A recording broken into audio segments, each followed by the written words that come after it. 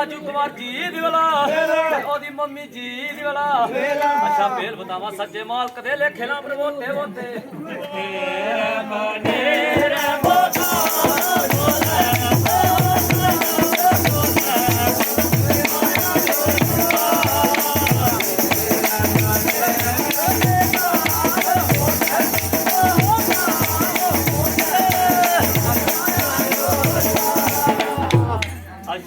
तेरी वो निशानी में तायो पानी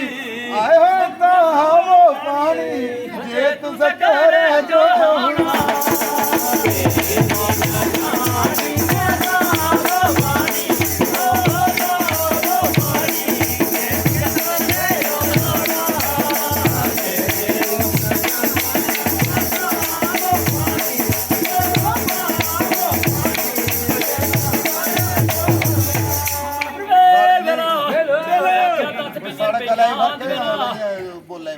पर 10 पिंगर पिंगा दिवलो